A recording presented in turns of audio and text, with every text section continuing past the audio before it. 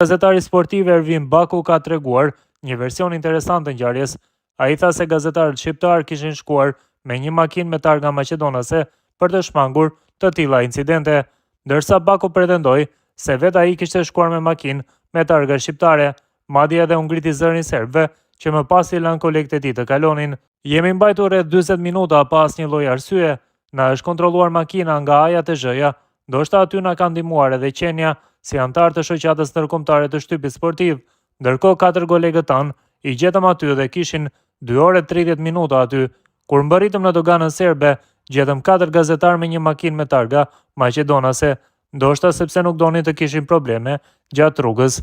Ne vendosëm të vini me targa shqiptare. Me mbërritjen tonë në dogan, kolegët kishin 2 orë 30 minuta dhe i lëshuan pas 10 minuta që ishim ne aty. Unë ju ngrita zërin, ata na kontrolluan makinën, sikur ne të ishim njerëz ordiner. Nuk e kapëm dot konferencën e Silvinjos. Policia na ka në monitorim, na monitoron çdo lëvizje. Ata thonë që për sigurinë tuaj duhet të jemi kështu, shpreh gazetari Ervin Baku. Vetëm një ditë para ndeshjes Serbi-Shqipëri, policia serbe ka shoqëruar gazetarin dhe komentatorin shqiptar Dritan Shako Hoxha.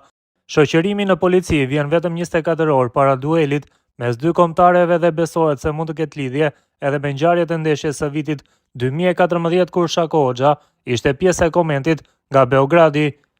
Gazetari është kontrolluar disa herë gjatë mbërritjes në Serbi, përfshirë edhe kontrollin e çorapeve të tij, të cilat rezultuan të lara.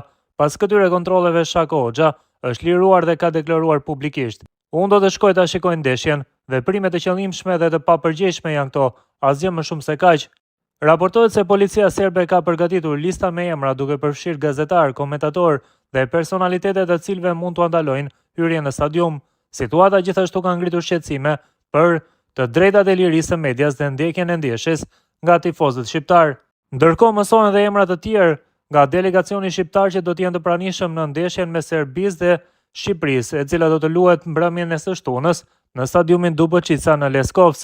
Kjo ndeshje është e rëndësishme për kuqezinjt pasi vetëm një fitore do të lindë të hapur mundësinë për kualifikimin historik përmes play-offit. Megjithatë, kjo nuk është vetëm arsye. Rivaliteti historik me serbët e bën këtë ndeshje jo vetëm të rëndësishme për të fituar, por rrit shqetësimet për provokime nga pala serbe. Kështu autoritetet aty kanë marrë masa që në stadiumin në Leskovac, pasi është vendosën nga Beogradi, të hyjnë tifozë të kontrolluar rreptësisht, të paktën kështu pretendojnë deri më tani organizatorët. Megjithatë, në stadium do të ketë edhe shqiptar, përveç stafit të ngushtë të kombëtares dhe FSHF-s. Një delegacion shqiptar me politikan, njerëz të sportit dhe të tjerë ndodhet aty. Mes tyre është edhe deputeti dhe ish ministri Tauland Balla, tashmë kryetari i grupit parlamentar të Partisë Socialiste, si dhe presidenti i vllaznisë Alban Xhaferi. Këtë e zbuloi gazetari Tami Kona në një komunikim live me gazetaren Dafina Hysa në emisionin Breaking.